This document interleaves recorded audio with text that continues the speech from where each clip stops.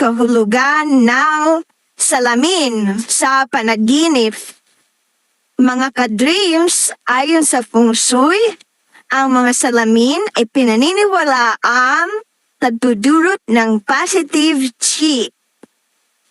Nagpapalakas ng natural light at nakakaakit ng kasaganaan at lumilikha ng magandang pakiramdam ng kaginhawahan.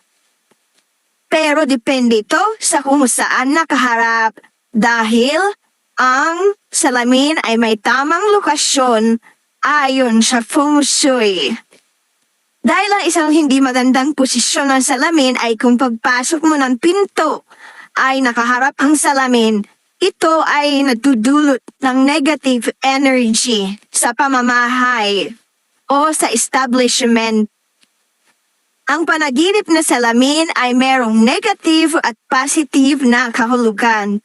Depende ito sa context ng iyong panaginip.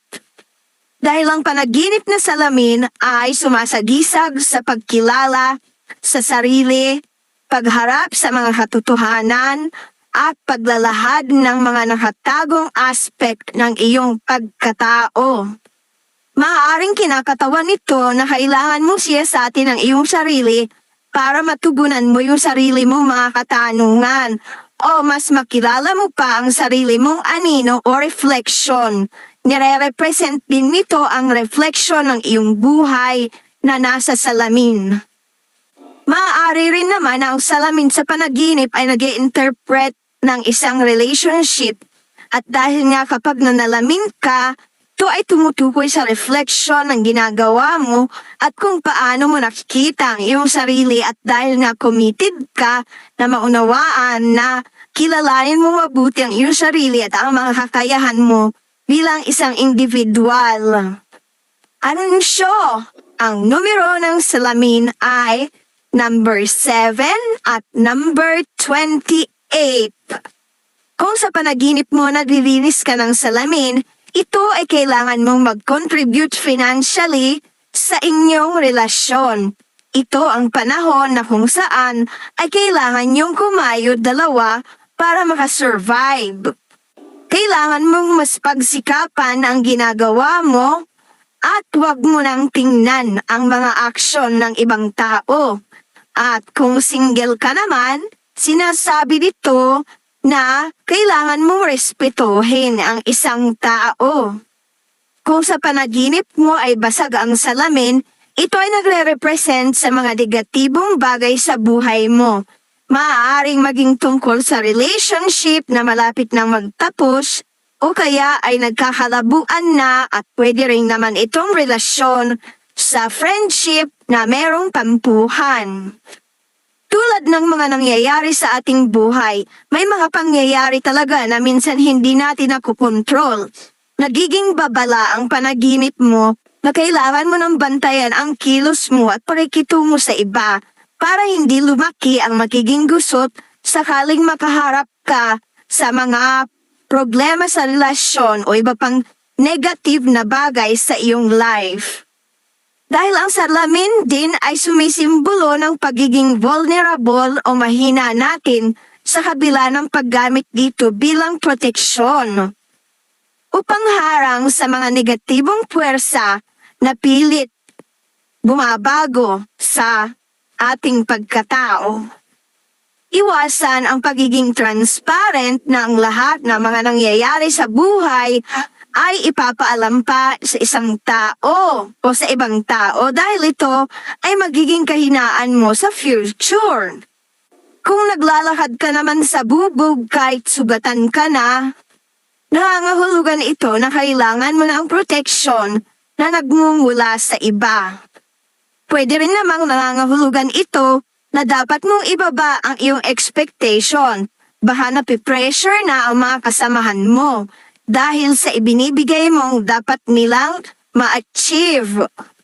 Kung sa dream mo naman nakakita ka ng multo sa salamin, ito ay nangangahulugang natatakot kang harapin ang iyong problema.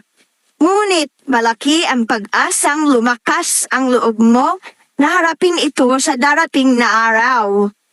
Ang multo sa salamin ang sumisimbolo ng mga problema na ayaw mong maharapin dahil natatakot ka. Kung salamin naman sa mata, ito ay nangangahulugang hindi sapat ang iyong mga mata para makita mo ng maayos ang bagay na iyong pinapangarap. Kaya sa panaginip, isinusot mo ang salamin na sinisimbolo ang mga kaibigan, tagapayo, nakatataas, marunong sa buhay at may karanasan. Dahil dito, wag mahihiyang mag-comment. Ay, hindi pala. Wag mahihiyang magtanong sa mga tao na banggit nang sa gayon ay makita mo ng husto ang mga dapat mong makita. Huwag ka ring tumulad sa mga taong nagyayabang dahil magulo talaga ang pananaw nila sa life. Ang mga salamin naman ay karaniwang simbolo ng spiritual at psychological. Hindi lang nila pinapakita ang ating hitsura. Maaari nilang i-reveal kung sino tayo sa ibang level. Sa spiritual na meaning, ang mga salamin ay kumakatawan sa spirit at isip ng isang tao. Dahil may power tayong ibunyag na kung sino talaga tayo. Siyempre, sarili natin to eh. Mas kilala natin. So, ayun nga mga guys, paki-comment na lang sa comment section ang mga hindi ko pa nai-interpret about sa salamin. Salamat nga pala uli sa mga new subscriber at sa aking mga masugid na follower. At sa mga hindi pa nag-subscribe, palambing naman ako dyan. Pakalimpang na rin at like and share. Panoorin niyo po yung iba ko pang mga videos, baka naman ito'y napanaginipan mo at makakuha ka ng idea or anunsyo kung mananaya ka.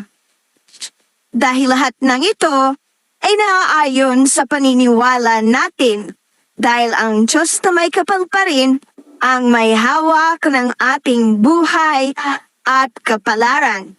Maraming salamat po at mag-iingat tayo palagi.